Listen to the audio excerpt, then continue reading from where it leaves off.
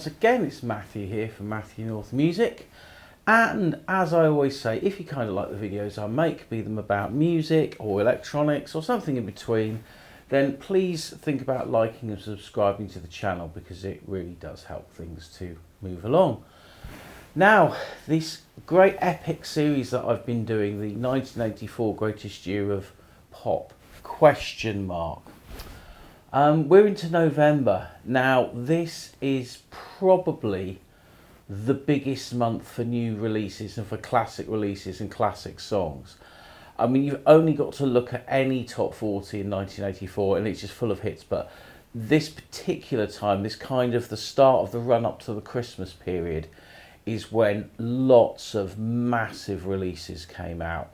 Some of the most iconic albums and singles of the 1980s came out all in this month. Well, the first chart of November, I should say, was on the 4th of November. And in the singles, there was a lot of singles released. Now, there are a few things I've actually missed off my list because they're either not really relevant or they're kind of, you know, like some of the sort of compilation album things I've not bothered with. But I've got most of the big stuff here. Now, at 29, Depeche Mode had a double A side, Somebody, which is a piano-based song sung by Martin Gore, but the other side of that was Blasphemous Rumours. So, you know, big Depeche Mode song entered at number 29. 50, Matt Bianco came to the charts with Half a Minute, their follow-up to Get Out Your Lazy Bed. And at 54 came this, which is the Kane Gang's cover of Respect Yourself. Many regard this as one of the better covers of that great classic soul track. But yeah, this came out in this week and entered came into the charts at 54. I've actually got a promo copy of it as well. So if you were a DJ, then you might have got a copy like that. But yeah, Respect Yourself came in at number 54. Now at 56, Redskins, that's the lead band, they had a single called Keep On Keeping On, which I assume was the cover. Then 57, ABC had a lesser-known hit, How to Be a Millionaire. Number 70, OMD had a follow-up to Tesla Girls called Never Turn Away. And at 72, a band called Switch with a song called Keeping Secrets. Now, at number 77, Paul Hardcastle. He actually released quite a few singles at this time, but none of them became hits until the ubiquitous 19 6 months later. But his song Eat Heart Out entered at 77. The Cool Notes had a song called I Forgot at 78. And at 82 was Lloyd Cole's follow-up to Perfect Skin, which was the title track from his album Rattlesnakes. That was at 82. The Adventures had a song called Send Me Heart at 91. The Truth had a song called Exceptions of Love at 92. Bobby G, now he of Bucks Fizz and the person that owns the name and the rights to the name Bucks Fizz, he had a single at 93 called Big Deal, and this was a theme tune to a TV show starring Ray Brooks, and it was also one of the first things I ever saw with Peter Benson in, and he ended up obviously being the owner of the garage in Heartbeat, Bernie Scripps. But it was a weird TV series. It was about a compulsive gambler and some of his mates and the kind of exploits they got up to. I suppose it was a little bit a bit like Minder, really. It's sort of on the similar lines, but that entered at 93. Shack Attack had a single called Watching You at 95. The Great Scritti Politti entered the top 100 at 98 with Hypnotise. And at 99, XTC entered with The World Is Over. Now, for albums, well, you know, full disclosure, I'm wearing a knockoff Frankie t-shirt today because straight into number one came this, Frankie Goes to Hollywood's Welcome to the Pleasure Dome. And I have a promotional postcard in the sleeve, which is why it might look a bit different. A double album. I remember buying this. I bought this in W.H. Smith's in Bournemouth when I was on a family holiday at the time, because my family kind of went there. It was always like the week after half term because you could pull kids out of school for a week back then without getting fined, and the hotels were cheaper, so that's why we always went then. But yeah, this album was so anticipated because 1984 was the year of Frankie Goes to Hollywood. And we were so looking forward to getting an actual album. Now, I'd heard some of the tracks a couple of weeks before because Holly did a preview on Radio 1. And from memory, I think they played Born to Run, Black Night, White Night. I think they played The Power of Love. and I think they might have played one other song, and I can't remember, but I certainly remember listening, and I recorded it. I wish I still had the tape. But yeah, the album came out, and when I first listened to it, oh yeah, that's it on Radio 1. They played the title track, "Welcome to the Pleasure Dome." That was the other song they played, and listening to that song on the radio, I just thought was mesmerising. So getting it on the album, it was just brilliant. But I was always disappointed with side two. Now, side two had the three singles: "Relax," "War," and "Two Tribes." Now, the version of "Relax" was roughly similar to the 7-inch version, so not too many differences. But then they had a version of "War" in there, and what he'd done, they'd taken the remix, the hidden remix, cut it down by a couple of minutes, and then overdubbed a load more Ronald Reagan sound-alike voices on it. And for me, it didn't work. I didn't like it. I much preferred the actual proper full-length version. And the same goes for "Two Tribes" as well. They kind of did a funny remix of that, and it was, I didn't like it. I think because it's a double album, you could have squeezed on probably the Annihilation mix of "Two Tribes," which is about 9 minutes. You could have had the 7-minute 20 version of "Relax," and then you could have maybe had the ordinary version of "War." I would have preferred that. The Annihilation mix did end up on some versions of the CD when the CD came out, but I didn't like those versions of the singles. But the rest of the album's great. There's some great songs on here. There is a bit of filler, but not much. But anyway, it was great to see that come out. So that entered at number 1. And then followed by that is this. Now, I've got this on VHS, pre-recorded VHS. I have got the CD of it knocking around somewhere, and I did have the LP. And this is Ultravox's The Collection, their first compilation album they ever did. Now, interestingly, there was no John Fox material on here.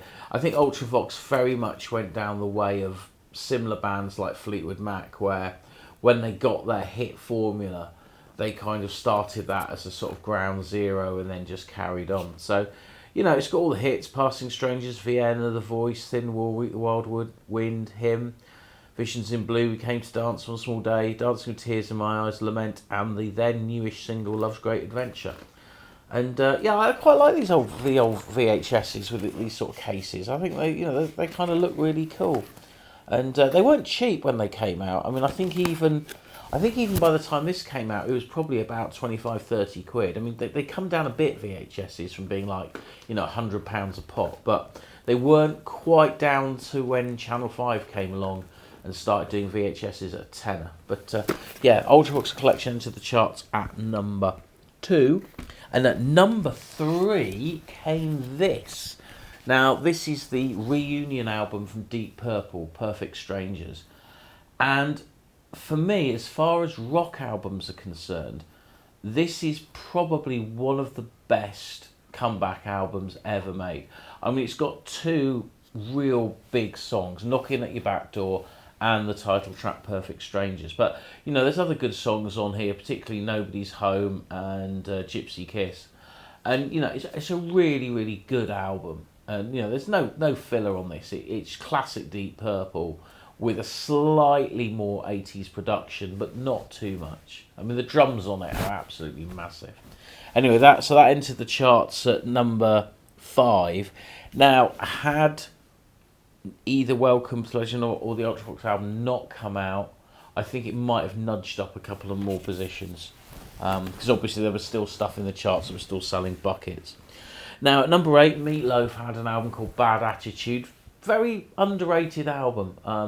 It's not Bat Out of Hell, but it's got a lot of good tracks on it. And then Mark Almond had an album at 36 called Mark Almond and the Willing Sinners, Vermin in Ermine. And to be honest, I've never heard that album. But, as I've discovered on this, Mark Almond is so prolific and he put out so many records. I mean, I always thought, like, Stories of Johnny was like his first single post Soft Cell, other than the collaboration with Bronski Beat. But no, he released tons of stuff. But, it never really started shifting units until he started, having hits, funnily enough. Okay, so after that, at 48, there was another Street Sounds compilation, Street Sounds 11. John Waite, he of Missing You fame, had an album called No Breaks at 64. Cabaret Voltaire, Sheffield's electronic industrial outfit had an album called Microphonics at 69, and at 89 there was the original soundtrack to the Tim Rice musical Chess, starring Murray Head and Elaine Page and various other people. And at number 90, an album I actually showed last month, so I haven't dug it out, and that's Tangerine Dream's Poland album. Now, as for singles in the next week, which was the 11th of November, again, there's quite a few big songs on this list. At number 11 into the charts was Nick Kershaw's The Riddle, a song we all know well. And then the Temptations had a single at 26 called Treat Her Like a Lady. At 36 was the second album from the Human League's Hysteria album called Louise. I think that's probably the most popular single from the three that they released off that album. And then at 36, another classic Christmas song, and it's the second classic Christmas song from Slade. Sorry, 38, not 36, and that was their All Join Hands, which was like, you know, their take on Auld Lang Syne, I suppose. Or they certainly tipped their hat to it. And then at 41 was a re-recording or a remix of Sister Sledge's We're Family. Then at 51, this is probably in the top 10 of most iconic pop songs of the 1980s. And that's Madonna's Like a Virgin. You know, huge song. We don't need to talk about it. You know it. And then at 56, another big song, and that was Tina Turner's Private Dancer, written by Mark Knopfler. And that obviously went up the charts. Then there's a few songs I didn't quite know. One called Georgie Porgy, Charm. And then another song, Penier Ford, Change Your Wicked Way. It's Charm and Penier Ford, Change Your Wicked Way. I must admit, I didn't research that and listen to it before I did this video. Bad me, but you can dig that out. Then at 78 came, another really important record to me, and that was this. It was The Art of Noises, Close to the Edit. Now, if you recognise this sleeve, it's because I showed this in my last video that I did about W.H. Smith selling records again, because it's got W.H. Smith's price stick up there. You probably can't see it, but it has. Now, this came out in multiple versions, like lots of ZTT records, well, in fact, all of them. But the version I had was this one, and then I had the 12-inch picture disc version, which I think looks really cool. And actually, it didn't play too badly, bearing in mind 12-inch singles, particularly ones from the 80s, normally sound terrible. But this one played all right. And it's a good record. I haven't got the plastic that it came in anymore. That long since disintegrated, so I just keep it in a polyline sleeve. But the thing was with Close to the Edit, the standard 12-inch had a cover like this. But they did 3 different versions of it, all with the same cover. And the only way you'd know the difference is by taking the record out and having a look. So this version here has got, on one side it's got Closely, Closely. And on the other side it's got Close Up, Hop and A Time to Hear. But on this one, it's got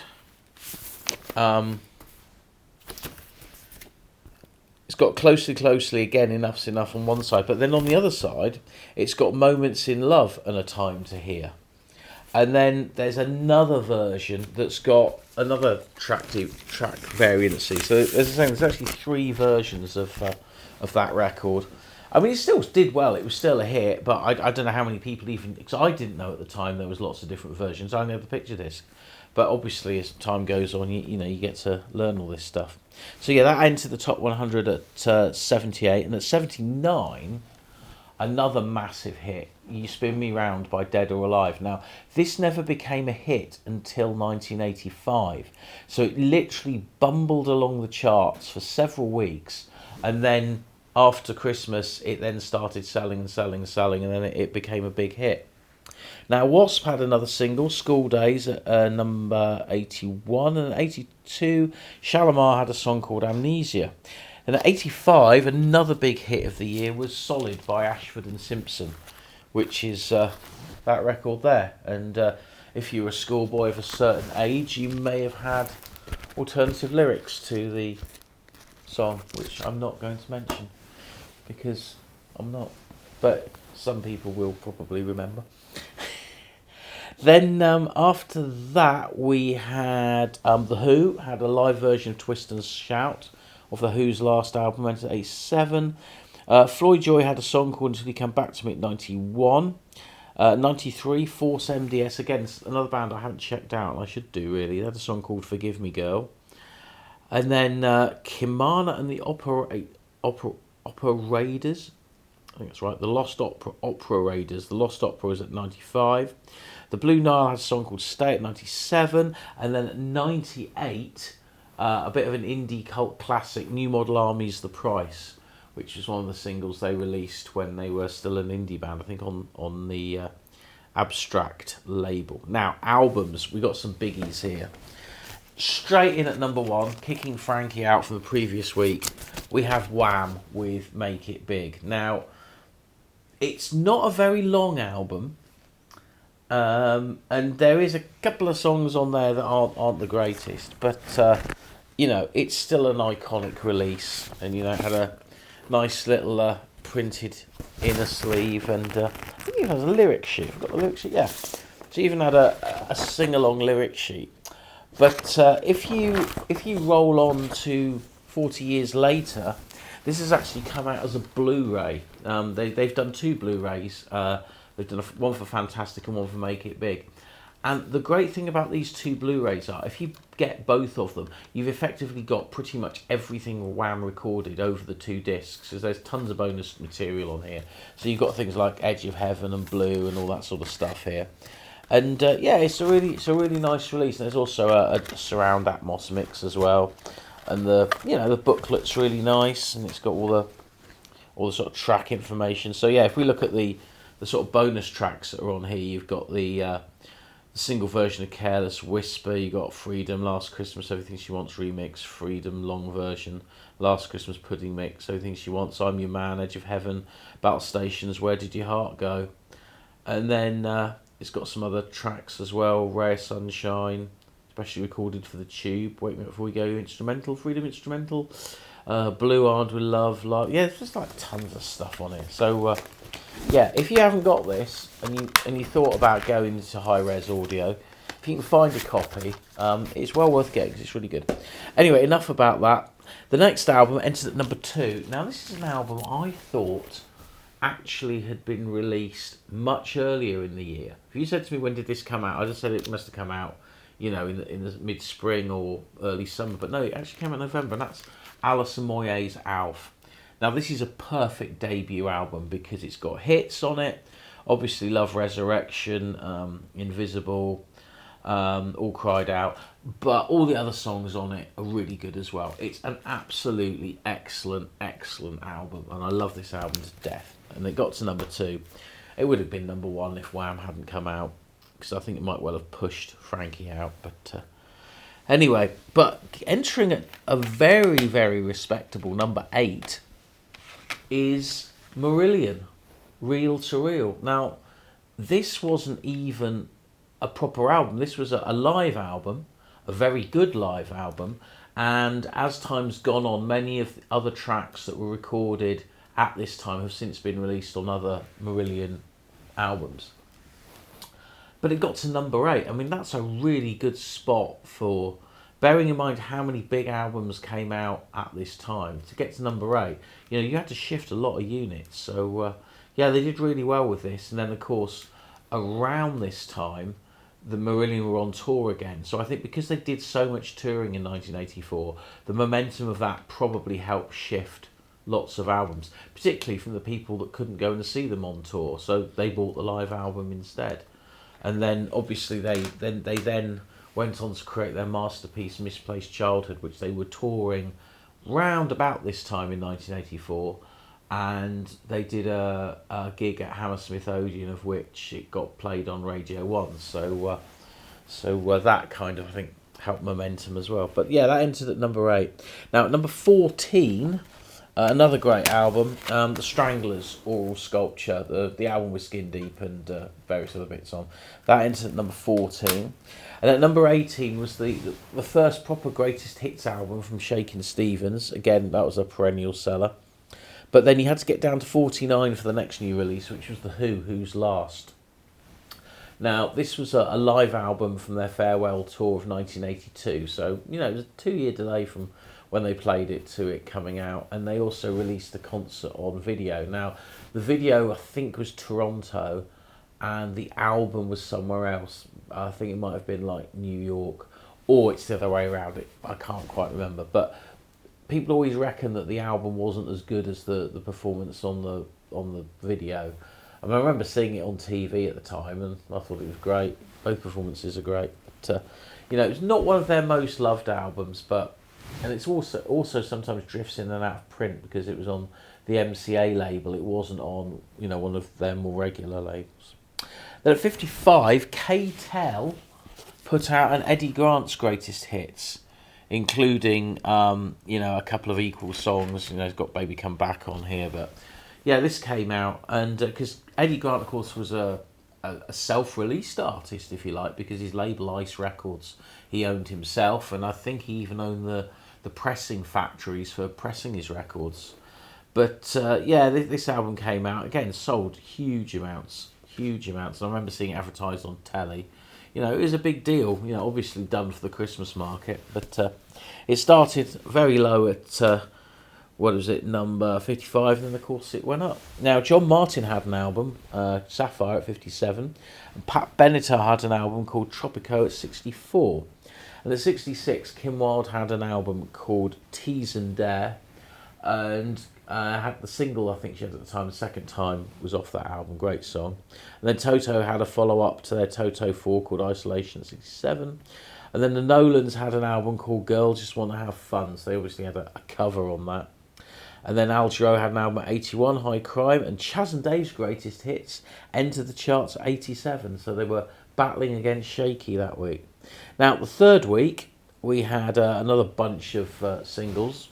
Shakin' Stevens had Teardrops at 24. Now, he obviously was preparing for a big Christmas hit with his Merry Christmas Everyone, but that got pulled very soon after it was planned to be released, with good reason, because once they got wind of the fact that the Band-Aid record was coming out, there was no way they were going to release a Christmas record, because it just wouldn't have got to number one. And he didn't. I guess Shaky didn't want to have the fate of what happened to Wham, but he put his Christmas record out the following year, went to number one. Kool and the Gang's Fresh, another club classic, entered at 35, and at 48, a particularly terrible record, Do the Conga by Black Lace, but we all know it. Then Paul McCartney at number 50. Now, he released this. Now, again, this was another single I thought came out earlier in the year than it did. And that was his Rupert and the Frog song, We All Stand Together, from a little film that he made about Rupert the Bear. Now, from memory, I think it did get shown on TV, but it also did a cinematic run as like the warm-up to Give My Regards to Broad Street. So I think you got to see both films at the same time if you've gone to see it in the cinema. Now, at 51, Breakout Crew with Matt's Mood. And then at 58, another kind of forgotten song by them, Bananarama's Hotline to Heaven. Imagination, Thank You My Love at 73. The Boomtown Rats at 81 with a song called Dave. Now, this is actually really... I mean, obviously it was that release was planned ages ago. But of course, I think by this particular point, I think Bob Geldof didn't really care about what the Boomtown Rats were doing, because he'd got really into wanting to do the Band-Aid record. And I actually showed a little clip last month, and it was him on the Whistle Test talking about a John Lennon book that had come out. And during this interview, I'll show you a little clip, he did seem very preoccupied about something else while he was doing this interview.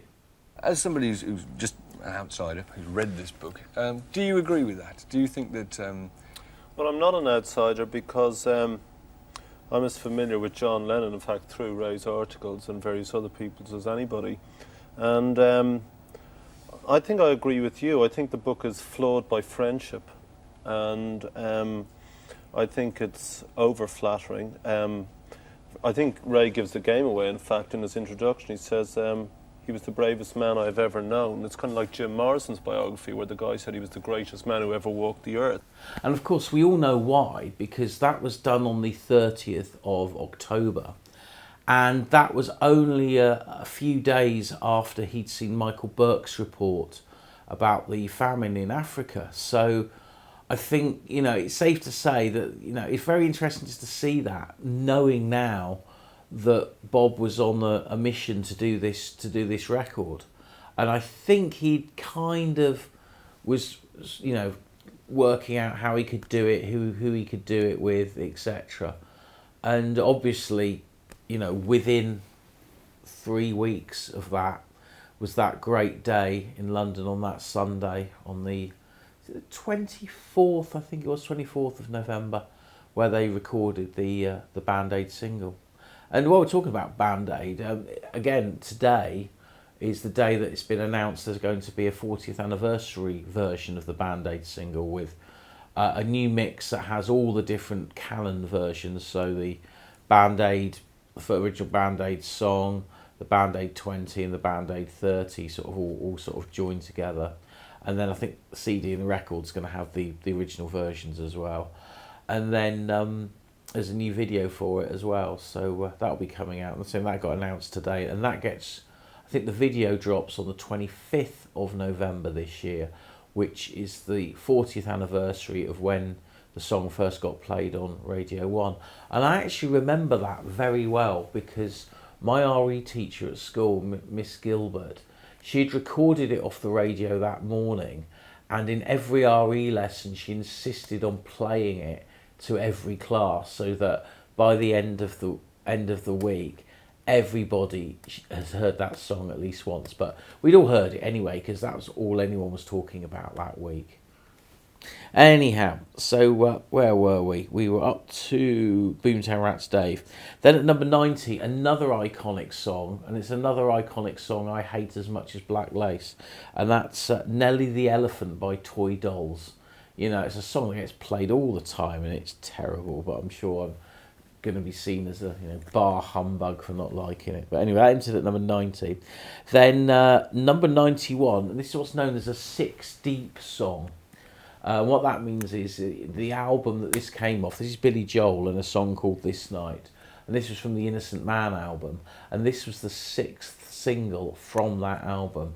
And that's how, record companies kind of wanted it. They wanted to have, 2 songs was poor, 3 songs was better, 4 songs was good, but if you got 5 or 6 singles out of an album and they all did well, then that's a big album. And I think probably the biggest album for that in the whole of the 80s was Michael Jackson's Thriller, because I think every track off that album, bar a couple, were singles.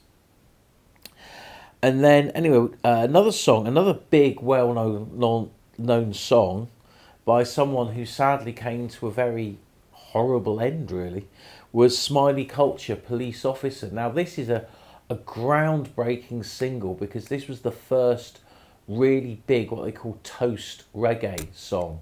That sort of toasting style of it wasn't quite rap, it was different. And this song, huge song, and you still hear it played on the radio now. But very sad what happened to him. If you don't know what happened to him, then look it up. But basically he basically accidentally killed himself, which was, terrible thing to happen.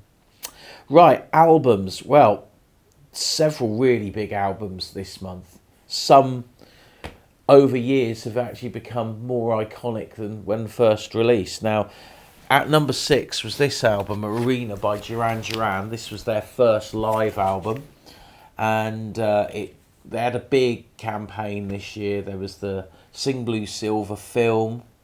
There was also a film called Arena. They were kind of loosely based around the same footage. It tied in with the American tour, Making the Wild Boys video, and some other bits. I think some of it was in New York and some of it was in California. I can't quite remember, but they did actually release the Arena video with the making of Arena video that was also came out at the time. So there was 3 VHSs at the time, but they did do 2 different DVDs of it in the early to mid 2000s. I think they both came out in 2004, so 20th anniversary. But I think they've been out of print for ages. But anyway, Arena, good album to listen to. I've always thought, is this a true live album, or is this, you know, studio tracks with crowd cheering dubbed over? I was never 100% convinced what it was, but, you know, it's still a great album. Now, at number 2 was this. Now, this was the Smiths' second album, or their first compilation album, Hatful of Hollow. Now, this was a budget price album. The Smiths did very well this year. Their first album did well. They sold loads of singles. And this album is a kind of a mixture of singles, B-sides, and Peel session tracks. But as time has gone on, because this is the album that's got songs like How Soon Is Now on it, for example, and William It Was Really Nothing, This Charming Man, Heaven Knows I'm Miserable Now, Please, Please, Please Let Me Get What I Want. I mean, this really is seen as an iconic album because it's got so many of their biggest songs on it. And, you know, it's a gatefold album. I think it actually had a printed inner as well. Yeah, nice printed inner. So, you know, Rough Trade always packaged Smith's records really well. And eventually this got reissued and they kind of cropped that picture for the reissue version, which I think came out a couple of years later on Rough Trade. And then it was obviously reissued again in 1992 when Warner Brothers got hold of the Smiths catalogue. But then, of course, it went up to being a full price album. But yeah, this is thought of by many Smiths fans as being their go-to album. And because it was at a budget price, I think it said pay no more than $4.99 for it, $4.49. No, $3.99. So, you know, that would have been then the equivalent price of 1.5 or 2 full price 12-inch singles. So, you know, it was good value and it had a lot of tracks on it, so everyone was happy. Now, number 27 is this album. This is Eurythmics' soundtrack to the film 1984, starring John Hurt. Of course, they had their big single Sex Crime that was on this album. This is a great record. There's a lot of instrumental on it. And it's not an album people really think of. They always think of the classics like Sweet Dreams, Touch, Be Yourself Tonight. But this is a great record. And if you can get an early pressing CD of it, this CD does sound absolutely fantastic. So worth getting hold of. And that entered the charts at 27. Now, at 29 was one of the Cocteau Twins' most revered albums, Treasure. Then at 37, if you like a bit of easy listening, Richard Clayderman had his The Music of Love album. But then Gary Newman, he had his Berserker album, 51. A very much well respected album that kind of, again, like the Smiths, but maybe not as much, grew momentum over time, and lots of people love that record. Stevie Wonder cashed in on his big hit by releasing a compilation, Love Songs, at 54. Then at 57... was this album, Jean-Michel Jarre's Zuluk. And this is actually the copy I bought in my favourite record shop, which was Tops Records in Newton Abbot, because I've still got Tony Benson's handwritten price ticket on the cover. And cause I think I just peeled it off the record and I stuck it on the PVC for some reason. And I've had it in that same PVC sleeve for 40 years. And it was a shock to listen to this because it was totally different to every other Jean-Michel Jarre album. It wasn't all analog synthesizers and, you know, mellow beats and whatever. It had vocals on it and it had lots of sound manipulation on it because Jarre was using a Fairlight to make it, as everybody was back in 1984. They all had Fairlights. But over time, it's a massive grower, this album, and it is a brilliant record. And yeah, again, I was really happy to buy that when that came out because it was the first Jean-Michel Jarre album I bought out when it had been released. Because the first album I heard was my dad's copy of Concerts in China. but he had bought that sometime after it had been released because he'd seen something on TV about it. Anyway, that entered the charts at 57. Bucks Fizz I Hear Talk entered at 66. Then at 74 is another icon of the era, and that was Madonna's Like a Virgin album. And, you know, that's still, you know, a perennial big record. And of course that album did get re-released the following year, because when Madonna put out the Into the Groove single from the film Desperately Seeking Susan, they tacked it onto the CD and the LP. Although I think it was probably an album that actually probably sold best at the time on cassette, because, you know, portable music was everything and lots of people did buy cassettes. And I can actually remember talking to Tony and Tops about it, and he said it's the biggest, they sold more cassettes of it than they did anything else. Anyhow, that entered at 74. Number 80, Billy Ocean's Suddenly. Again, you know, he'd had big hit with Caribbean Queen, and then the single Suddenly will follow up, otherwise known as his take on Lionel Richie's Hello, because it's virtually the same song. And then Julian Cope had an album called Fried, enter at 87. Now we're getting to the last week of 1984, or rather of November 1984, and the first single that came out and entered the charts was Frankie Goes to Hollywood's The Power of Love. Now, if you bought the 7-inch, it came in like an envelope like this, and then the record went inside. I actually keep mine separately because I don't want to keep opening that, because I don't want to bend it any more than I have done in the 40 years I've owned it. And the 12-inch single that came out with the same type of thing. There's also a cassette single which also came in a little cardboard box, which I've got over there somewhere. And then there was this version. Now this is really cool, because this is Frankie Goes to Hollywood tipping their hat to the Beatles' White Album, and I'll show you for why. Because it's got a white cover, it's a gatefold sleeve, really nice gatefold sleeve. It's got, you know, great photos on the back, but then inside, oh, and it's got black inner sleeve as well, which of course the Beatles' White Album also had black inner sleeves. But inside it's got a set of photos, and these are very much done in the style of the photos that came with the Beatles' White Album. So you have Paul Rutherford, Mark O'Toole there. Who have we got next? There's the Holly Johnson. There's my old pal Nasher there, and Peter Gill. So really nice package. So I think they kind of did this because they wanted to obviously get to number one, which they did. Although, because it only entered at number 3, because what was at number 1 and 2 was Jim Diamond's I Should Have Known Better at number 1, and Shaka Khan's I Feel For You was at number 2, and they're both massive songs. But also on here, as one of the bonus tracks on this 12-inch, was a really good instrumental version of Welcome to the Pleasure Dome. And I think it might have been a mistake to do that, because you obviously had the track on the album, you then had the version on here. So when they did a new version of Welcome to the Pleasure Dome as a single the following year, fairly early on in the following year, it didn't get to number 1, even though on the posters they advertised their 4th number 1. And they didn't get to number 1 because Phil Collins and Phil Bailey's Easy Lover had got to number 1 by that point. But also I think it came to the point that was Frankie's saturation point, and after that they were never as big. They were the band of 84, they weren't the band of 85, because other things came along.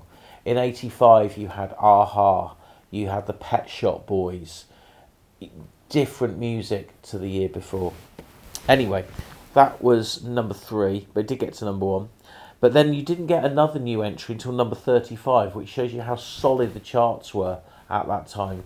So many records selling, nothing could get in. So, and that was When the Rose Is Sown by Big Country. At 37 was the instantly forgettable Medal Song by Culture Club. But then at number 40 was Alison Moyet's Invisible, and that obviously went on to become a hit. 44, Stevie Wonder had Love Light in Flight. And then at 45 was this, Shout by Tears for Fears. again, this is another massive, massive song. It's probably I would say this is the one of the most well known Tears for Fears songs, if not their best single. Some will say Mad World, some will say Everyone Wants to Rule the World, but for me it's Shout. Brilliant, brilliant record. And then the Stranglers had No Mercy at 47. And then at 53 was this, the third single from Bronski Beat, called It Ain't Necessarily So, which is obviously a cover version of this sort of classic 1940s tune, I think. And it's a very pleasant cover version, and Jimmy's voice is good on it, and the arrangement's good, and the music's good. But the B-side is a song called Close to the Edge, and that for me is an absolute synth pop classic. That should have been a single on its own, because it's brilliant. It's one of their best songs. I first knew the song properly off the Hundreds and Thousands remix album. I think it's one of the bonus tracks on the cassette. It wasn't on the main 6-track album, but it's a brilliant song. And if that had been the next, if they swapped these over and Close to the Edge had been the lead single, I think it would have been another smash hit. But it was interesting because it wasn't long after this came out, I think they were going to put it out as a single later on, but they didn't in the end. But 'cause I think there's an interview on Radio 1 where I think it was not long after the I Feel Love single had come out, and it was just with Steve and Larry, and they were talking about what they're up to, and they said Jimmy's gone to make a record with our friend Richard. Well, it was obviously the Communards. So I think Jimmy had probably actually left at that point, but they didn't want to say anything. But they did. I'm sure they played Close to the Edge on this interview, and they then said that was going to be the next single. And B-sides do come out as A-sides. Probably the biggest was Dire Straits, because Walk of Life, huge hit, was actually the B-side of So Far Away, the first single off Brothers in Arms. And the other one, I suppose, is How Soon Is Now by the Smiths, because that was originally the bonus track on the William It Was Really Nothing 12-inch. Then it was on Hatful of Hollow, then it was a single in its own right. And again, it was always slated that didn't become a hit because it had already been released twice on 2 different formats. Anyhow, after Bronski's, UB40 had a song called Riddle Me at 67. And then talking to the Communards, Thelma Houston, who obviously had a big hit with Don't Leave Me This Way, she had a single called Now You Used to Hold Me So Tight, and that came out into number 70. At number 72, the disgraced, disgusting musician Gary Glitter's Rock and Roll Christmas. It went on to be a big hit, but obviously we know, no more can be said about that really. And at 79, this brilliant record, Bob Marley's Could You Be Loved. Again, another song that was kind of given a little bit of the remix treatment for the Legend album. And this was actually a 4-track EP because it had Jamming, No Woman No Cry, and Coming From the Cold. And they were two that was remixed. Actually, I think Could You Be Loved was remixed. Actually, I think it must have been the original version. But anyway, they made a new video for it, and I remember first watching this on Breakfast TV, the ITV one, Anne Diamond. Because what they used to do at 10 to 8 every morning when I was at school, I'd always stick the telly on because it'd always show a pop video. And you never knew what they were going to show. And on one day they showed this. I think another time I remember they showed U2's A Sort of Homecoming Live, because that was the part of the double A side of the Unforgettable Fire single. And various other things. And that was the thing back in the 80s. You tried to access pop music wherever you could, and pop music was on so many different programs. And if you knew a video or a track was going to come on the telly like breakfast time, you made sure you watched it because you wanted to see it. There was no YouTube back then. Okay, so after Bob Marley, Flying Pickets did a song called Who's That Girl at 82. I assume that's a cover of the Eurythmics song, probably done with a Fairlight again. And then the Cars followed up Drive with You Might Think, which entered at number 90. Obviously went on to be a bit more higher in the charts. But interesting, it's produced by Mutt Langer, who produced things like Def Leppard and Foreigner and people. And the B-side was produced by Roy Thomas Baker, who of course produced Queen and The Darkness. So I'd say that had a fairly high budget, that record. Then we had the Jacksons with a song called Body, which wasn't a bad song off the Victory album, 94. And Rod Stewart had a song called Trouble at 95. Then at number 97 was this. Now this is a great bit of packaging. Captain Sensible did a single called One Christmas Catalogue. And if I take the record out, or the cover out, you can see it's got like a furry sort of Father Christmas beard on the sleeve. Now, I don't know how much that must have cost the record company to produce, but, it must have been a lot of money. I think the idea was you could actually, if you wanted to, you could gently peel it off and then use it as a stick on the Santa beard, but no one probably actually did that. And the 12-inch was a 4-track EP, and One Christmas Catalogue as a 7-inch was a double A-side with a cover of Frankie Goes to Hollywood's Relax.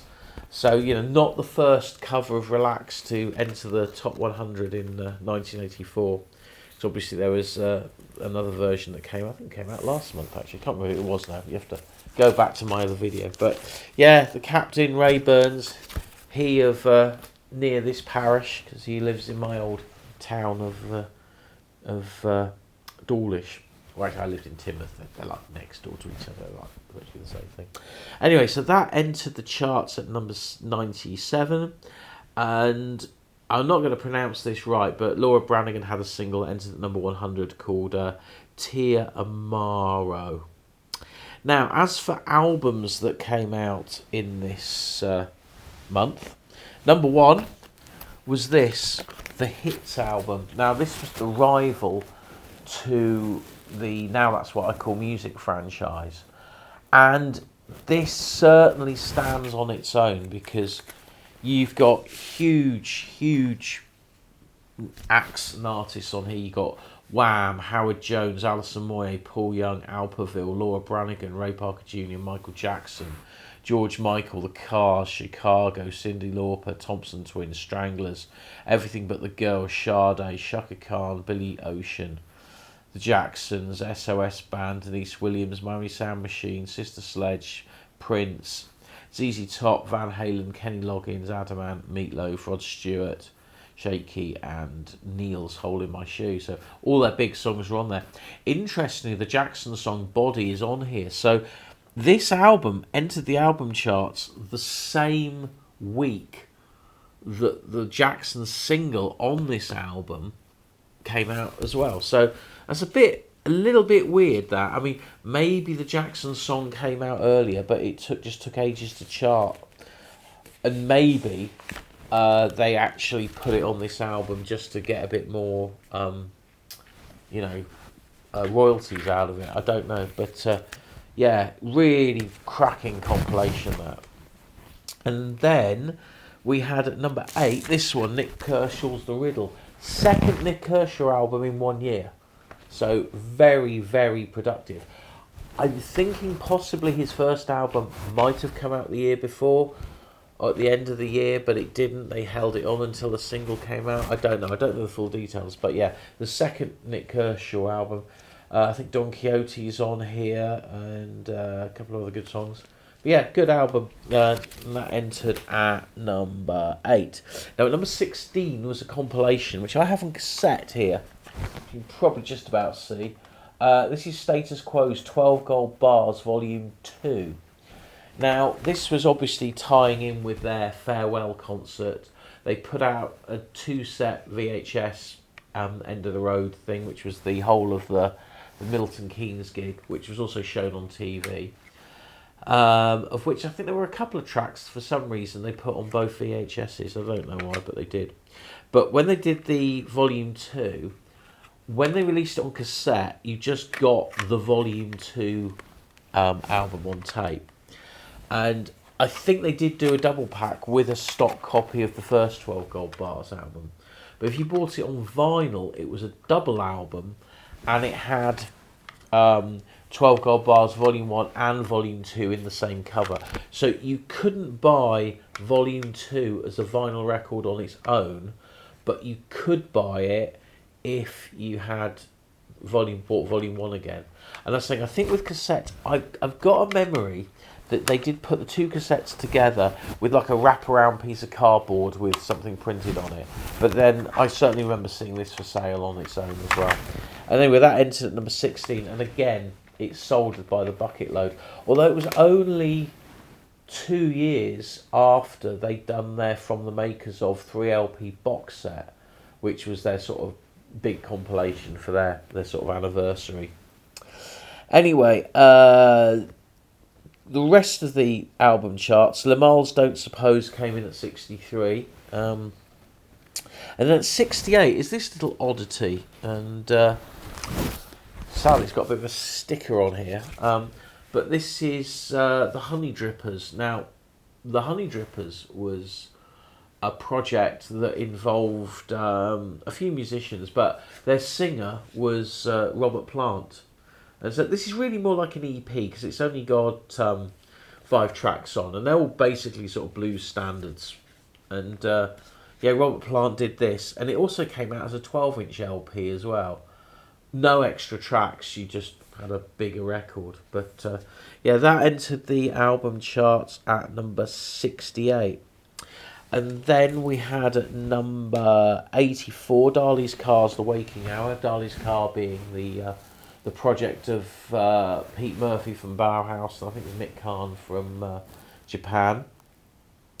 Chicago 17 entered at 85.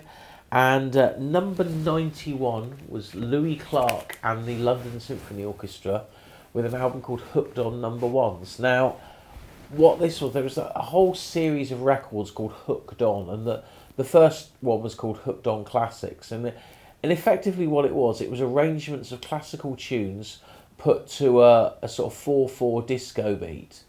And these records were hugely popular. And then they did rock-based albums, they did pop-based albums, I think they did the Beatles one. But these sort of cover version mashup songs were really, I think Stars on 45 kind of started it, and then they sort of did the classical version, and you know, many other people got into it. I mean, even Chaz and Dave did one. But yeah, that entered at number 91, and that went up the charts for a bit. But you know, these were the sort of things that you'd buy your grandparents for Christmas who didn't quite like pop music, but if you disguised it as classical, then they think it was all right. Anyhow, so that's kind of most of the big releases of this month. I mentioned last month the Wild Boys by Duran Duran. I didn't have a copy of it with me, but there's one of the multiple 7-inches that came out. And was this coming out next month? I can't quite remember now, anyway. But anyway, I dug this out because that's the Andy Taylor version anyway, and I just thought, as the album was out, I might mention that. And another record that came around about this time was the Come Sat Angels, Day One. Again, signed to the same label as Flock of Seagulls. Very popular amongst goths. Never really did anything. But if you never heard the Come Sat Angels, go and give them a listen to, because they're a pretty decent band. Anyhow, so that's it from releases, and I think now we'll probably have a little look through a few other bits and bobs of the time. On the G-Plan Look-alike coffee table then, we have got this month in 1984's copies of Record Mirror, and on the 3rd of November we had Wham on the front, then we had David Sylvian on November the 10th, November the 17th we have UB40, and November the 24th we have Prince. And I think we'll have a little looky through some of these. And I mentioned about Mark Ullman's Vermin in Ermine album and single and whatnot.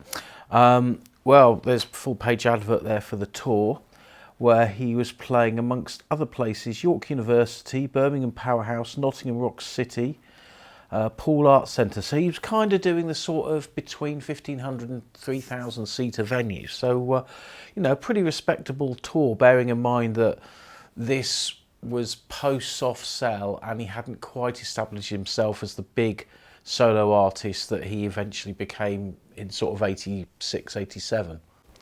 Well, continuity isn't great, but on this news article here, it talks about the fact that Culture Club have sold out, or are doing rather, 6 nights at Wembley Arena, which is a record. But then here, Spandau Ballet have just said that they added yet more gigs to their World Parade tour. They now equal Culture Club's feat of playing 6 nights at Wembley Arena. Now, as I recall, the Culture Club gig at Wembley Arena, they had some guests on one of the nights. I think they had the Thompson twins with them. And I think that might have been the gig where Elton John came along and a couple of others, and they did the Band-Aid single. Can't quite remember, but I think it was at that show. And on the news page here, the Cure have changed drummers in the middle of their world tour. Andy Anderson played his last gig with the band in Japan, and the Cure have now enlisted former Psychedelic Furs Styxman Vince Eli to see them through the rest of the tour. Well, he obviously wasn't with them that long, because in '85 Boris Williams joined them. So if the last gig Andy Anderson did was in Japan, well, that show was actually filmed for home video release and television. I think there might have even been a Laserdisc as well as one of the Japanese shows, so at least it was recorded. And of course, you know, sadly Andy's no longer with us. I always find record reviews done by pop stars can be very interesting, because they can be quite bitchy, and this is no exception. OMD's Paul Humphreys and Andy McCluskey's have reviewed the singles in this issue. Well, here's a review for a musical youth single called Let's Go to the Moon, and Andy McCluskey points out it's written by Eddie Grant, and Paul Humphreys replies, "I can't believe that. How can he write anything as trite as that?" And Andy McCluskey then goes on to say, "James Last, it sounds like James Last." So not an endearing review there, and a song that never got anywhere. Whereas, unsurprisingly perhaps, they are far more impressed by Scritti Politi's Hypnotise, where Paul Humphrey says great rhythm, and Andy McCluskey says, "Woodbees was one of my favourites of the year. I couldn't stop singing the damn thing earlier this year. That's slower than 120 BPM, but it sounded faster. It's a belting dance song. It's a nice sound, but I don't know if there's a class hook this time." And as for singles of the week, well, Paul Humphreys has picked Depeche Mode's Blasphemous Rumours, which isn't really surprising, and Andy McCluskey's picked The Blue Nile, which also isn't particularly surprising. Being one of the biggest bands around, then there's a big feature on Wham, because they were making it big, haha. And there's an advert here, look, for the Ultravox The Collection album, £4.99. Now, I did a little piece on my YouTube channel the other day about record prices and about places like WH Smith's and Waterstone selling vinyl, and someone was making a big fuss about how much records were, but you can see full price LP in 1984 was always under a fiver. It was always £4.99, apart from the odd double album. But then look here, they also did a version with an extra record with 6 12-inch mixes for £5.49. I've never seen a copy of that. And a nice big feature here on the Kane Gang, who have, as we've been reading recently, have recently reformed, and they've already played their first reunion gig to great applaud. So looking forward to them touring next year. Hopefully I might get to the London show. On the back page here, they've got a little feature on the stats of Welcome to the Pleasure Dome. And it basically points out that it's the Welcome to the Pleasure Dome album has broken the record for advanced sales with just over, or just under rather, 1.1 million sales split across 700,000 for the cassette, and 400,000 for the cassette and 700,000 for the LP. You have to remember that the CD version hadn't actually been released at this point, even though CDs were in production. And it says the last album to have the record was, or to break 500,000, was Beatles for Sale 1964, which sold 750 in advance orders, and then it was beaten by ABBA Super Trooper, which reached an even million before going on release in 1980. So this is just overtaken ABBA. But I mean, we are talking huge numbers where, for example, the new Cure album has got to #1 in the album charts with less than 50,000 sales. Now, in this issue with David Sylvian on the cover, we look at the news pages. It mentions Phil Collins is going on tour. It means the Mighty War are releasing a compilation album. Lloyd Cole's on tour. He's playing places such as Birmingham Powerhouse, Leeds University, London Hammersmith Palais, Edinburgh Calais Palace, All these venues were on the similar circuit, and they were all the same venues. People like the Sisters of Mercy were playing at the time. Even probably people like Marillion. You know, it was just an established circuit of venues. Now, slightly sadder news here that the Meatloaf's drummer had died, but no sign of foul play. There's an advert here for Madonna's Like a Virgin, only a sort of half-page advert, obviously still not achieving the big sales that she will then go on after that record's released. And there's a very modest size advert here for Gary Newman's UK tour, where he's playing all the usual haunts like the Manchester Apollo and the Leicester de Montfort Hall. Now we have a one-page feature here on Paul McCartney's Give My Regards to Broad Street film, because that's just obviously celebrated its 40th anniversary. And I'm a big fan of the album and the film, as I mentioned last month. And, you know, big feature there. And, you know, I think 40 years on, I think it still holds up as a fun bit of entertainment. But then we got a nice feature on Alison Moyet, because obviously the Alf album was about to be released. Very widely anticipated album, because obviously Alison had had big hits with Yazoo and then starting her solo career. Now, this week, someone called Pedro is reviewing the singles, and he's not very complimentary about The Who. And in his review of The Who doing their cover of Twist and Shout performed live, he says this record really does sum up the value of the nation's best loved dinosaurs of rock. Now, you've got to remember, 1984, the band had only been around for 20 years and they're considered dinosaurs.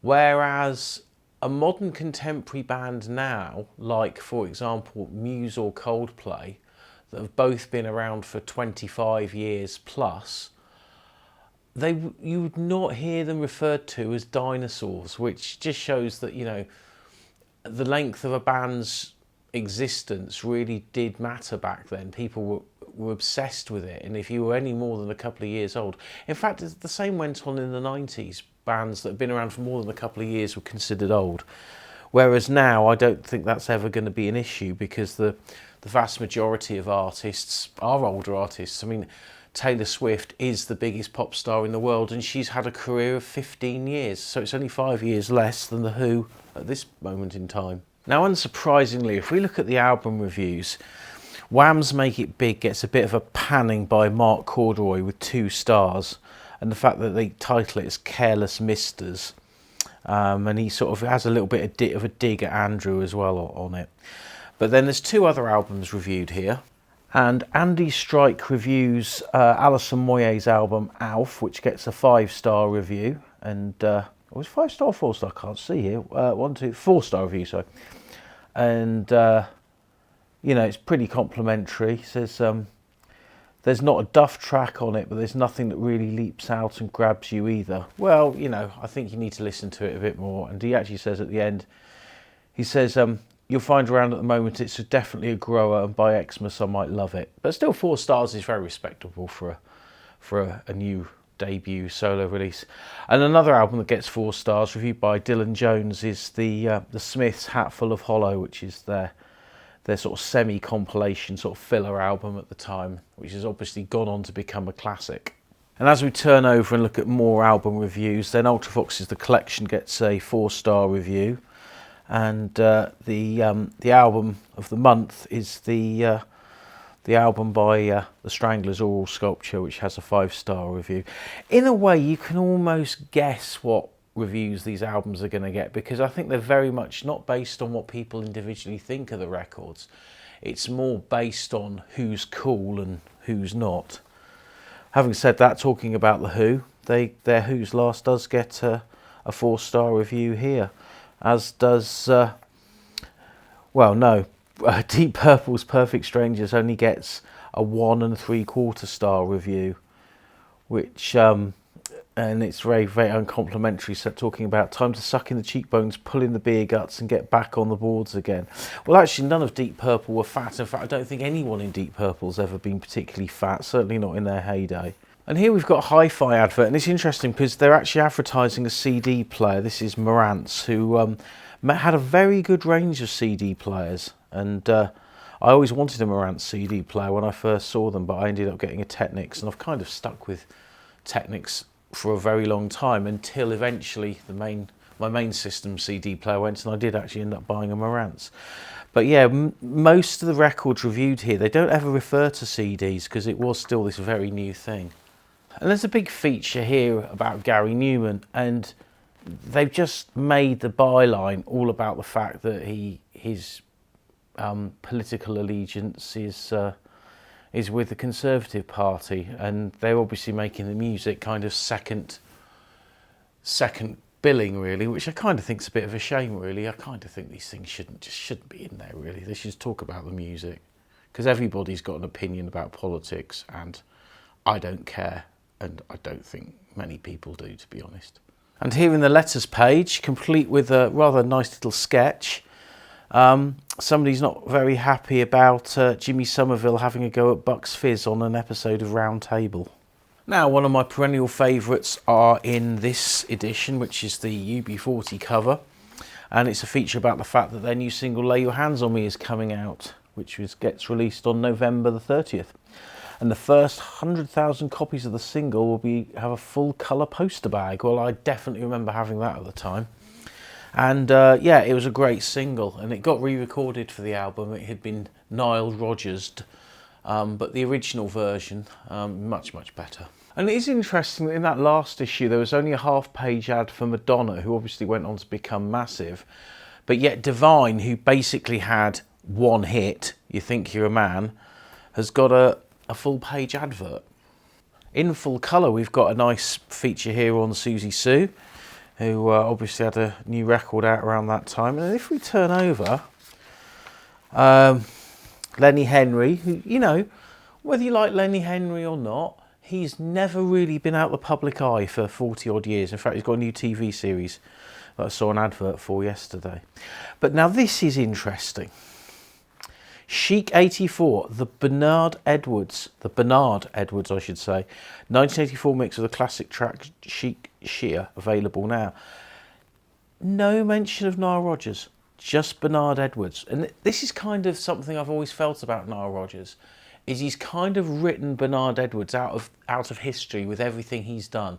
It's always been me, I. But Bernard Edwards was as important, if not more important, than Nile Rodgers for a lot of those records that they put out. And of course Tony Thompson, the drummer, as well, but particularly Bernard. And the single reviews here are reviewed by somebody calling themselves Marvin B. McElfish. I have a feeling that's not their actual name. However, I always like to pick out the hits and see what they have to say, and on the subject of Dead or Alive, You Spin Me Around, it says, yet another juddery, clattering electro-percussion track introduced to us, the late Massive from last year's runners-up in the Jealous Bitch, I'm More Gender-Bendery Than You Are Dear bargain bin. Well, not very polite, is it? And guess what? It went on to become a massive hit. And slightly less well known, but you know, as important in its own genre, he was not very impressed with Alien Sex Fiend's EST Trip to the Moon single either. Saying that the drummer's playing out of time, and says something about a trip to the moon 69, wasn't it? So yeah, trying to be clever. As for the album reviews, well, this is quite interesting because they've panned Duran Duran's Arena and they've given it 2.5 stars, but they've given 4 stars to Eurythmics' 1984 soundtrack album, which, as I mentioned earlier, is a great record. But it's what Robin Smith says here about Madonna's Like a Virgin. And just to start off, he says, it's over, I'm afraid. Ah, well, all good things must come to an end. I'm sorry to be writing this. I mean, you look fantastic on the cover and the inner sleeve, but listening to Like a Virgin is like opening a box of chocolate only to find it's full of sawdust. Well, that's had a 2-star review. And, you know, we're talking about one of the most famous albums of the era. And there's quite a long review here for Art of Noise's Who's Afraid of the Art of Noise, which I think I'll probably be talking about next month because I'm guessing that's when it hit the album charts. But it sort of says, you know, they're the Art of Noise are the white trash of the heavy redneck industry, and for that they must face ridicule, dismissal, even hatred.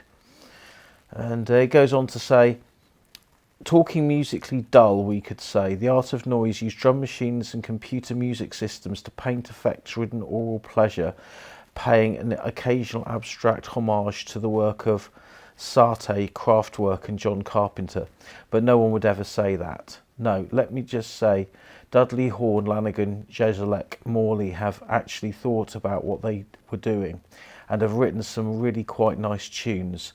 As many stars are there in heaven. Now here's an advert for something I'd totally forgotten about. The Anabas lookbooks. The Ultimate Series has begun.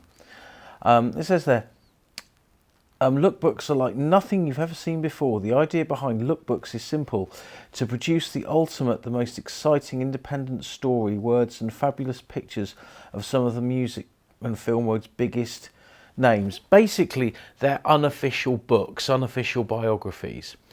And I do remember seeing them in the shops. Basically, they just get someone to write a load of words and then they get a load of photos off Getty Images and make a book. But I haven't seen one of these for years, but I do remember them being in all the shops. Now, there's a big review here about U2 playing Brixton Academy. Now, 84, U2 played Brixton Academy. They played Birmingham NEC. They were in that sort of 10, 12,000 tops arena kind of band. I don't think they played Wembley by this point.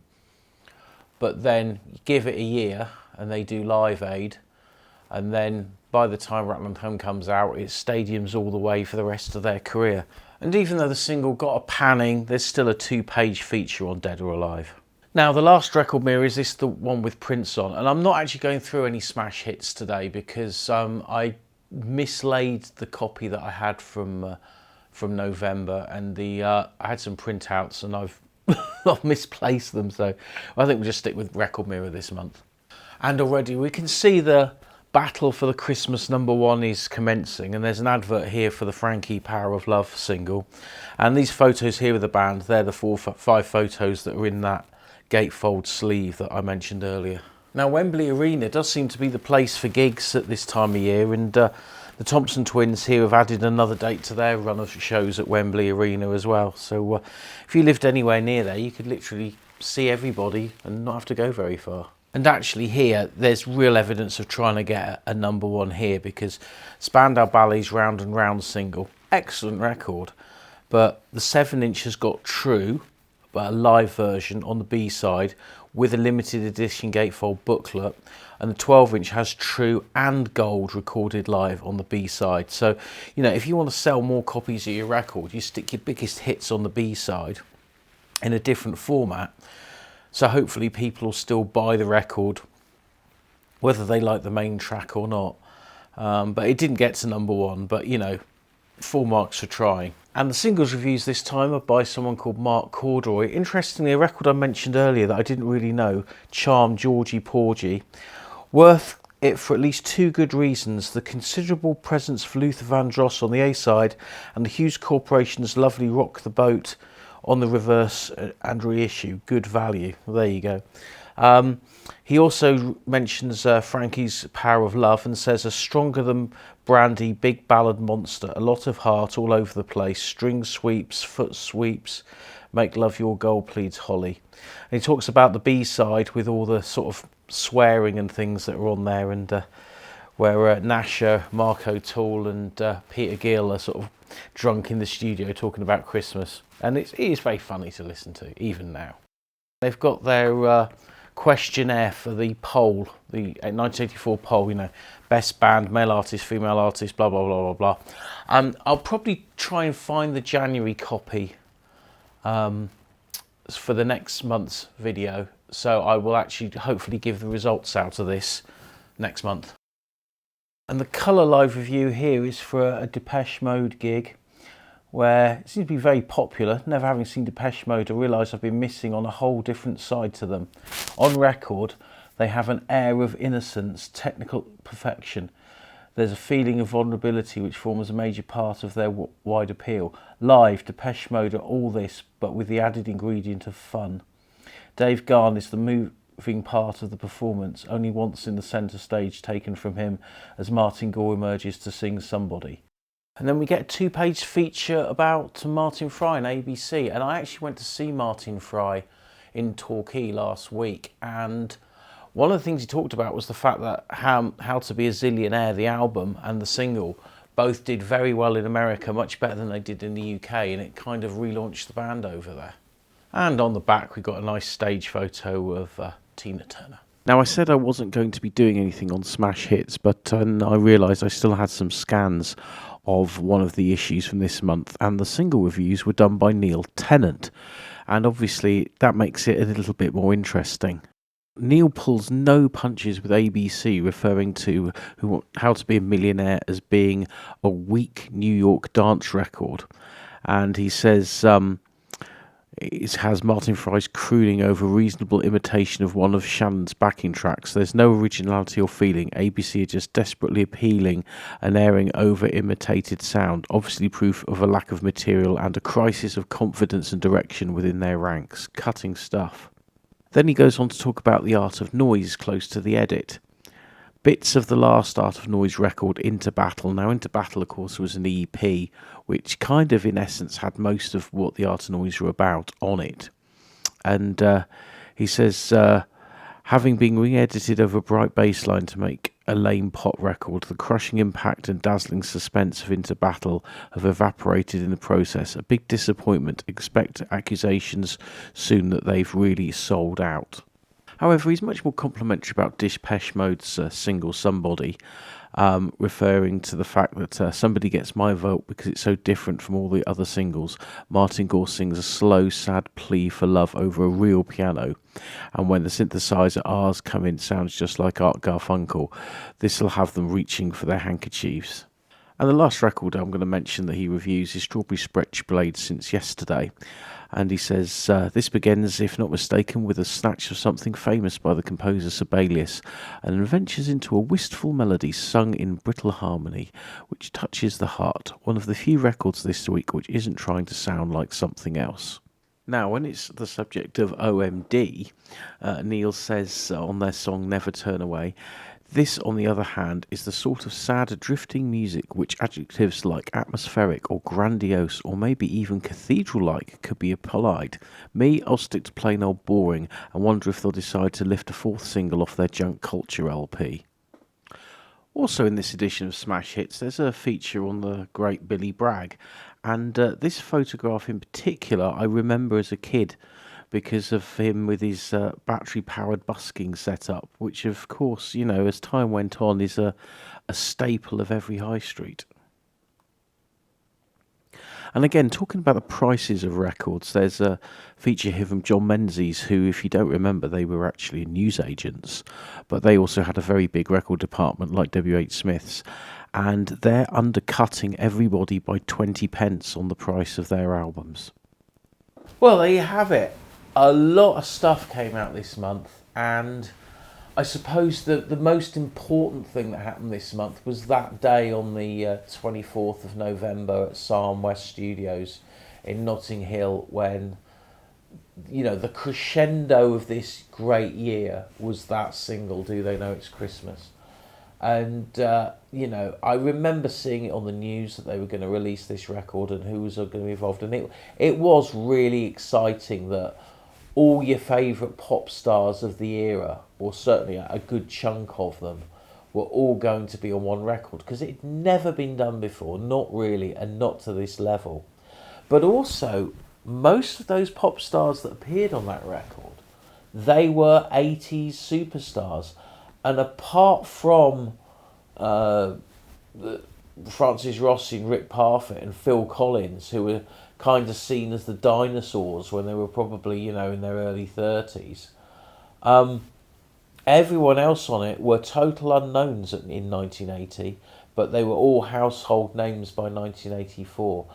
And that's the thing, pop music, you know, things exploded very, very quickly. I mean, most people had never heard of Frankie Goes to Hollywood until the beginning of the year because of the record Relax getting banned.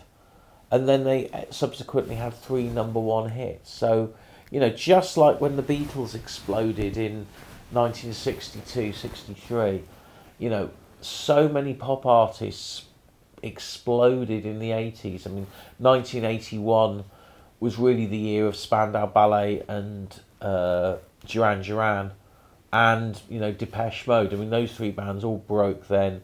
In 1982, you had your ABCs. The Human League were big in 81, but then, you know, they were carrying on getting bigger. You know, all this stuff exploded so quickly. And 1984 was no exception in that, with, you know, just such a vast amount of hit records.